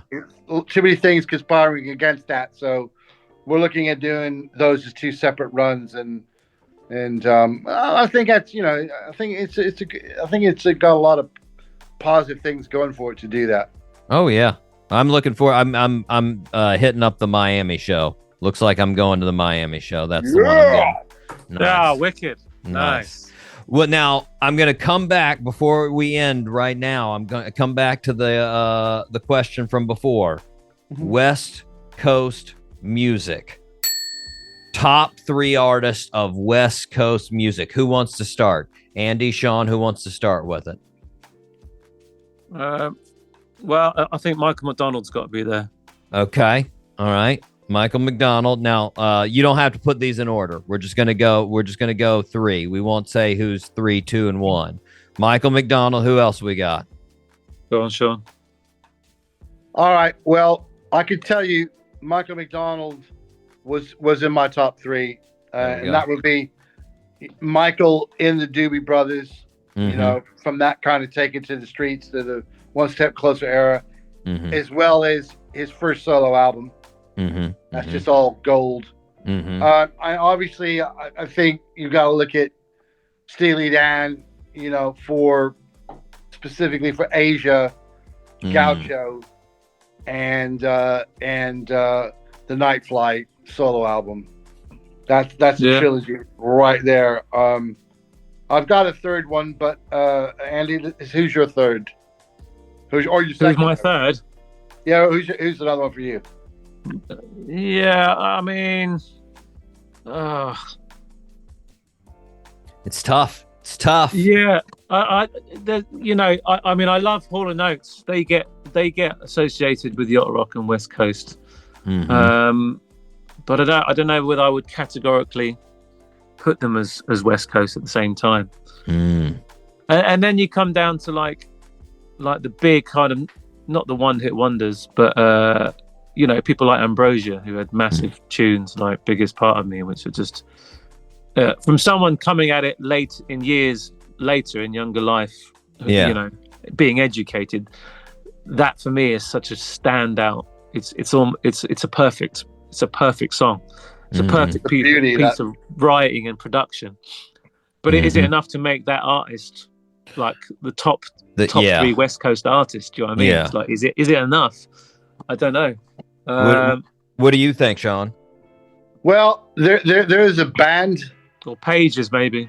Yeah, Page is great. There's a band that I would say,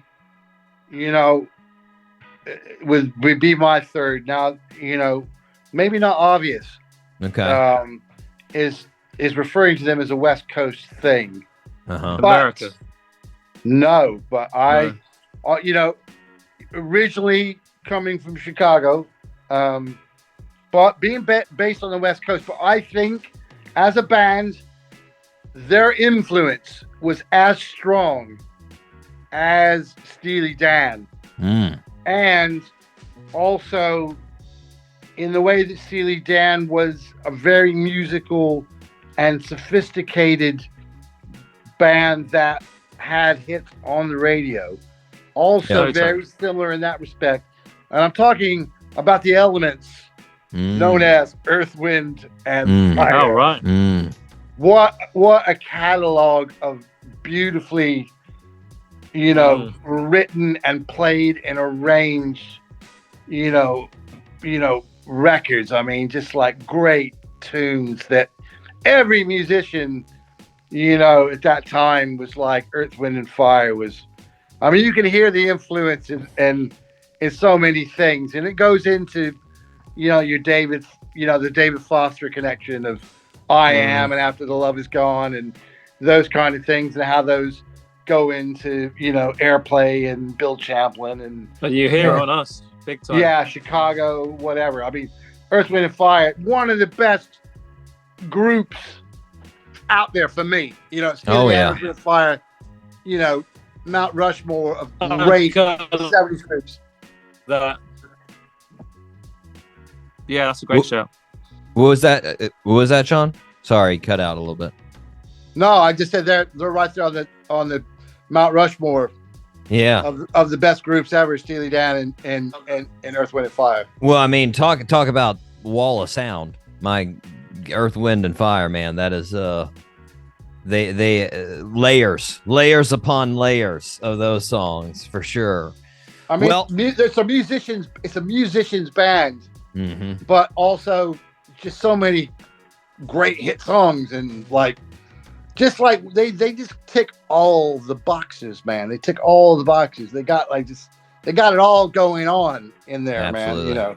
Incredible. Absolutely. That is a good end for the West Coast music right there. Well, Shawn, Andy, I don't want to take up any more of your time, but I do want to thank you guys for coming on the show today. Been a pleasure, man. It's no pun It's been intended. a real pleasure. Real pleasure. Genuinely. Pleasure. It's been a pleasure. On your album, pleasure. Bye. Yeah, I see the subliminal. I see it. Listeners, make sure you check out the new album, Pleasure. And if you're in New York or LA, make sure you check them out. June 26th or June 28th. You will not be disappointed. Right now, let's take a listen to Stevie and Sly right here on the Doc G Show.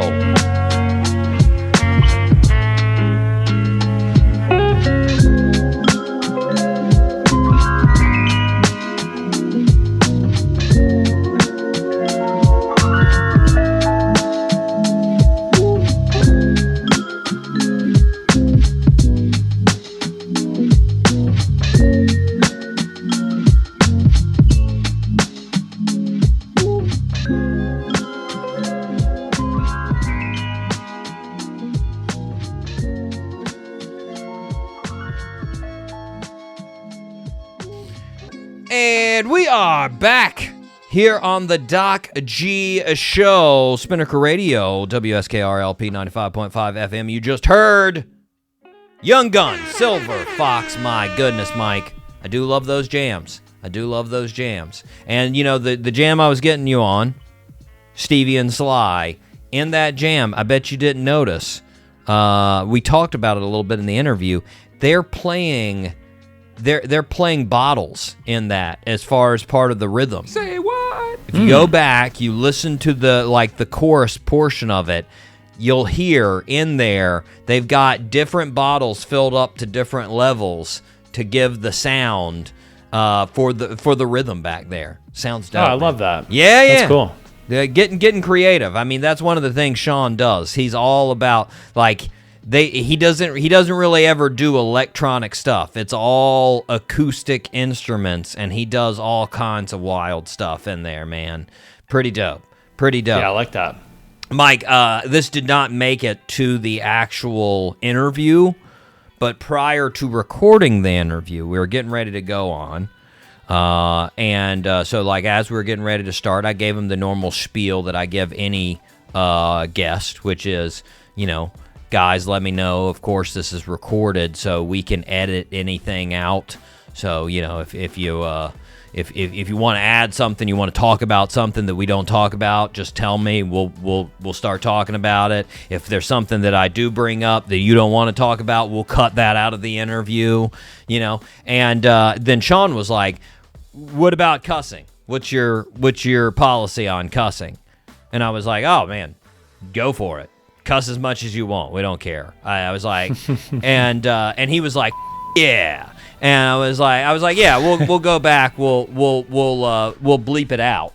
And he was like, "Oh no, man! If you have to bleep it out, that's too much. That's a lot of work." It's like, no, it's not a lot of work. It takes me 10 seconds. Once the file comes out, I just go back and slap it on there. I was like, it's not long at all. I was like, plus, I feel like a person. He's like, but it's just as easy for me not to curse. And I was like, yeah, but I feel like you're restrained when you can't curse. You some people say it makes you more creative, and I'm like, yeah, but it also makes you inauthentic.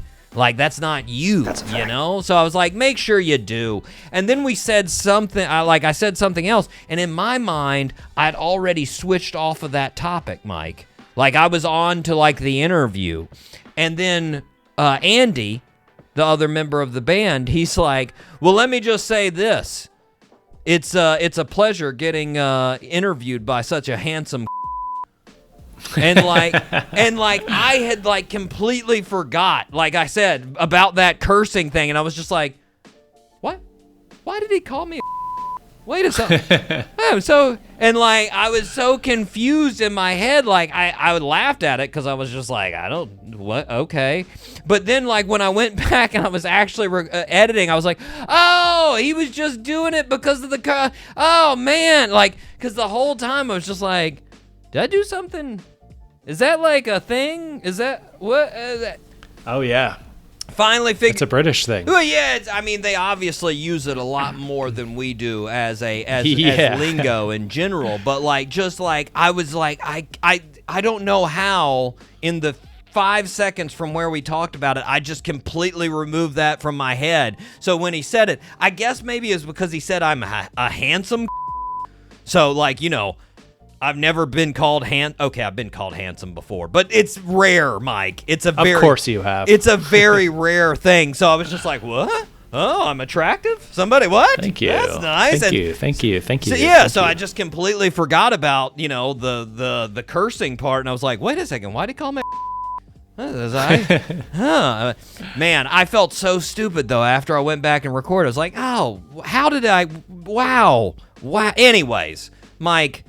Long story short, fantastic band, super good interview, and just great tunes. Go and listen to all their tunes. They're amazing, man. And they're going to be in New York in a couple of weeks there, June 26th in Brooklyn. Check them out if you are one of our New York listeners. If you're one of our LA listeners, one of the people that decided not to come on our show, make sure you go see their show at the Troubadour. They're going to be there at the 28th. My number one venue, Mike. Number one venue. They're going to be playing there.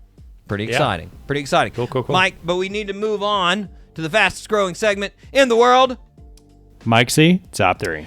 Mike, I've jumped in, and I decided that I wanted to do you decided our top 3. I gave you a couple of options, and you decided our top 3 for this week was cars that you automatically judge somebody for driving. Top 3 cars that you judge for somebody driving. Now, I will say that I don't have any honorable mentions. It's pretty easy. Me for neither. Mine. Yeah. Now, I went with 2 generics. So 2 of them are sort of generic types of cars, and then one is a very specific car. So, Mike, without further ado, I will start with my number 3. My number 3. Any car that has been modified for racing and it's very loud. So our top 3 are the same top 3, just in different orders, probably. Probably. That Mike, like this is I'm sorry, I just don't get it. I don't get it to those people that are like street racers that love it. It's so dumb to me. Like, I mean, if you love it, cool. Hats off to you, man. But like loud stereos, I get. I had a loud stereo. Like, you want people to hear your awesome tunes. You're going to rattle windows. It's going to be, and like that, at least there's melody to it. But like a loud engine in the middle of the day, like on a Tuesday, no, you suck. Like, you just suck. You do. And it's also like one thing when it's like a Lamborghini. That's like a piece of artwork right there. That's different. Yeah, you're like, holy crap. It's not the same. But like, you know, when it's a 2006 Nissan Z with like 50 mods, including the most loud exhaust system in the 500-mile radius, you're just like, you suck. Like, especially too when they're not even like racing, you know? Like, I guess it's one thing if I could see their credentials and they just gave me, like, here's all the races that I've won. I'd be like, yeah. Okay. But, like, when you just have that in your car and you're just loud and annoying, no. Stop it. It's horrible. Yeah. Okay, really, Mike, you're number 3. I went kind of broad on this one as well, but basically massive trucks. It's my number 2, Mike. It's my number 2. Lift kits, huge tires, classic, overcompensating. for something that they probably don't have. Huge, and Mike. Huge winners. you know, and it also is like, it's just, it's pretty common. Maybe I'm just seeing it.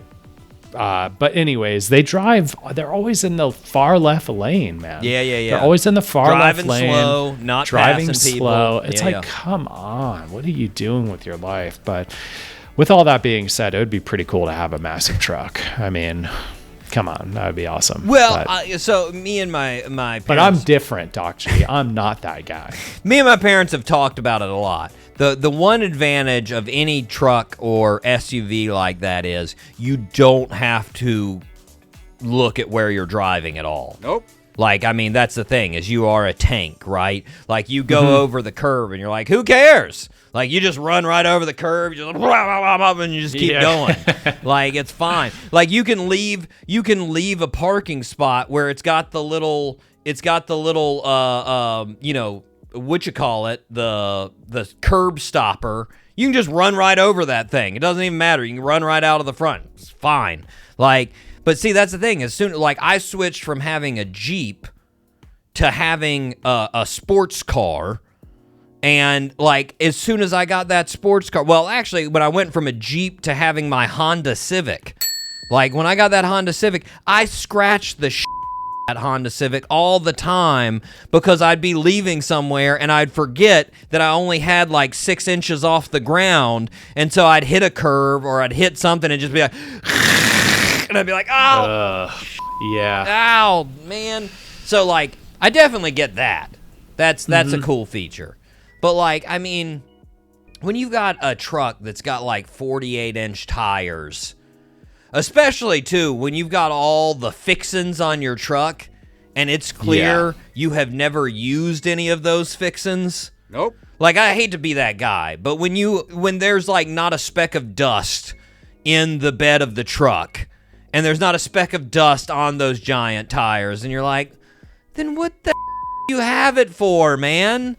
Yeah. Like, at least go out there in some swamp and spin around some and, you know, carry some lumber in this thing, use it for something. Like, it just, that really irks me when they're like... it really doesn't make sense. It's kind of cool when you see trucks with like, this is caked mud, like just everywhere. Like, whoa, that's cool. You're like, where did you come from? And they're like, I just killed the Amazon with this thing. And you're like, all right. You know, like, but Anyways, Mike, so that's my number 2. What's your number 2?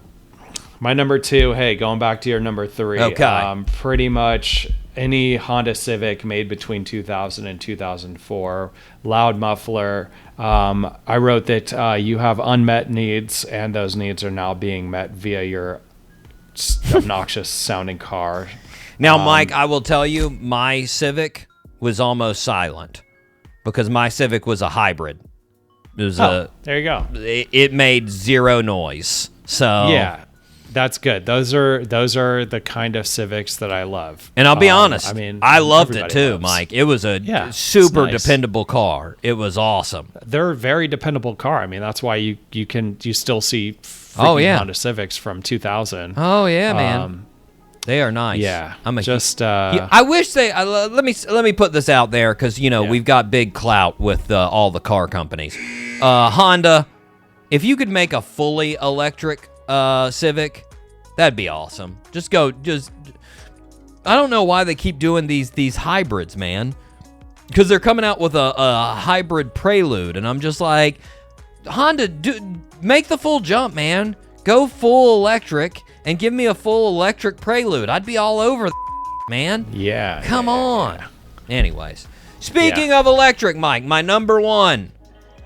Tesla Cybertruck. Oh, come on, man. Get out of here. Tesla Cybertruck.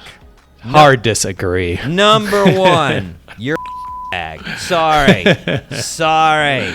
Yeah, now you are. And that's me, Doc G. I was ready to pre-order one of those things. When they first did the failed bulletproof test, I was like, this is the truck for me. For sure. I know. I remember you loving it. But now... with everything we know, come on now. And that's the thing. You're still driving around in that? I'm judging you. I'm definitely judging you. Anyways, your number one, Mike. Oh yeah, all right. My number one. I'm gonna judge you. Corvettes. Really? All models. You're trying to recapture something that is gone, and it's super depressing for me. That it's like the same guy that drives them, jet black hair, slicked back. You can't be fast in real life, so you make up for it with your fire red Corvette. You almost made it in life, but not enough so to afford a Ferrari, like a real gentleman.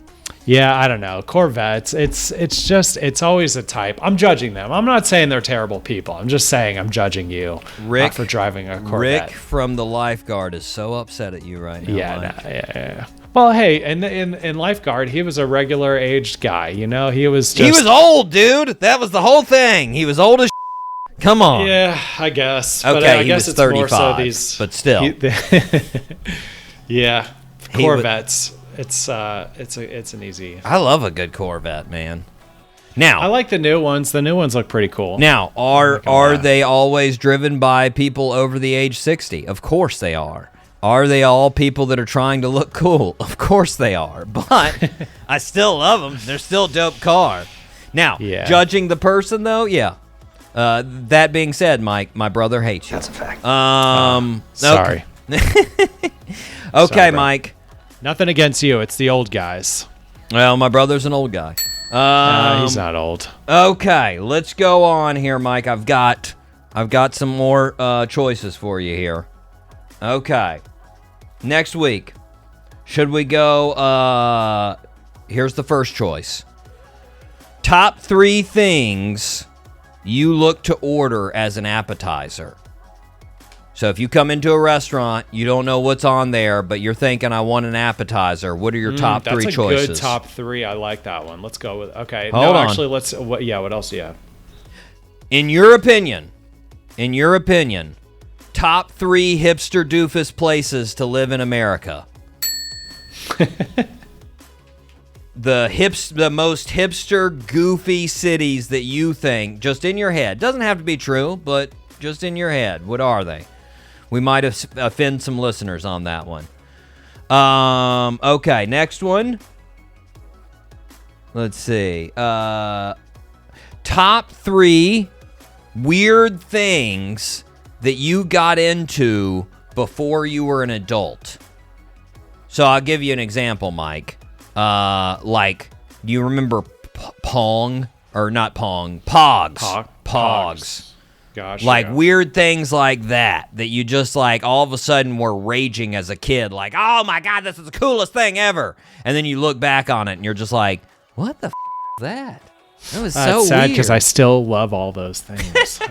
Well, a lot of them have nostalgia. Yes. Okay, yes. but I do have some. I do have some for sure. There were definitely hobbies that I can think of, and this is what made me that I was just like, what? Why did I do that? Let's go with that one. I like that. Let's get personal. Hold on, we got a couple more. Okay. Oh, all right. I'm getting excited. And then let's see here. Oh, top 3 go-to small talk conversation topics.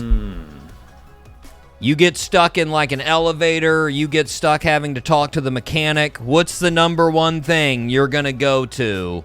What are the top 3 things that you're going to go to as far as conversations? And then the last one, this one's sort of fast. Top 3 most likely reactions to stubbing your toe or some other type of like hurting yourself. How are you going to respond? What are most likely the responses? Because I've realized my go-to, I do it way too often, and there is one thing that I always do whenever I hurt myself like that. And if a person is there, they are going to be highly offended. But anyways, Mike, which one do you want to do? Man, Yeah, let's go with the things that you were into before you were an adult. Okay, I think I can already think. I'm pretty sure I can think of my number one right now. That's a very weird one. It's not a weird thing to do. It's just like people probably would not think of it as my thing. It was something me and my brother just got way into, and it's like, what? All right, weird. But anyways, all right. That's good. Top 3 weird things that you got into before you were an adult. There we go. Okay. Mike, we got 2 birthday suits before we wrap it up for today. The first one, I'm going to give you the very obvious clue. I think you can get it most likely from this. You hung out with him at Skankfest last year. TJ Miller. TJ Miller is correct. Cool. Yes. Turning 44, Mike. 44 for TJ Miller. There you go. So, obviously, stand-up comedian. Went to college for psychology, Mike. And then while he was there, I didn't know this. He went to England, went to London to study at the British American Drama Academy and studied Shakespeare for a semester in England. Like, that's pretty wild. Cool. Yeah. And then he was part of Second City, went to Chicago, was part of Second City for a couple of years. And then, of course, probably his most well-known role, Weasel in Deadpool and Deadpool 2. But he also, I think I've mentioned it on the show before, he also is in the movie Our Idiot Brother with Paul Rudd, which is just such an underrated, both for Paul Rudd and for TJ Miller. It's a hilarious movie. I love it. There's just so many good, and I think I've told you before on the show, but me and my friend Brandon, we use it all the time at the end where him and Paul Rudd are sitting together and they make candles together. And he's like, look at us, just 2 dudes making candles. So cliche. And we always say that to each other. TJ Miller started it. I feel like, too, it was one of those, like, totally improvised lines in the movie. That's a fact. Sort of feels like that. Anyways, happy birthday to TJ Miller. Even though he didn't come on the show, we'll still wish you happy birthday. It's fine. Mike, last birthday suit, born on June 4th, 1969 in Santiago, Chile. Our birthday suit wearer moved to Chicago when he was very young. Also started in Second City. He was also a founding member of the Upright Citizens Brigade. He was selected as a cast member of Saturday Night Live in 1998, becoming the first Hispanic cast member. He was on the show for 8 seasons. Name that birthday suit wearer. Movie credits. He doesn't really have any big movies. That's the thing. Like So he's just only Saturday he's Night only Live? played supporting roles in movie. He was the guy. Do you remember the very popular Saturday Night Live Christmas song where they came out? It's Jimmy Fallon, it's Chris Kattan, it's Tracy Morgan, and it's this guy. No. Oh wow, okay. Yeah. He was always somewhat of a straight man for Will Ferrell's characters on Saturday Night Live. Maybe in his heyday he was a little bit overweight, if that helps any. Don't know. His initials are HS.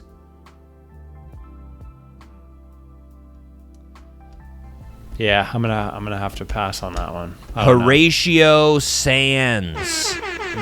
Horatio Sands. Yeah, he was big during the old Will Ferrell years. I mean, not like he was one of those filler dudes. Like he played so many little roles, sort of like Keenan. You know, he just showed up in all of these different things. But yeah, shout out to Horatio. Turning, let's see, 56. 56 for Horatio Sands. Happy birthday to Horatio Sands, TJ Miller, and Angelina Jolie. Mike, we need to wrap it up, but we have fantastic shows. My goodness, all kinds of great artists. We got the Moon City Masters. We've got the Stews coming on. We got Mick Blankenship. We've got just a bunch of artists. It's going to be a good time. But until next week, we need to wrap it up. I've been your host, Doc G. With me, as always, the one, the only, Mikey Maximus Vernicus Charette. Always a pleasure, Doc G. Thank you so much for having me. Oh my gosh, Mike. Right now, you know what I'm hearing? A little Rolling Thunder. No lie. Love it. No lie. It happened, So guys. lucky. Oh my gosh. Until next week, zip it up and zip it out. Zippity-doo-dah.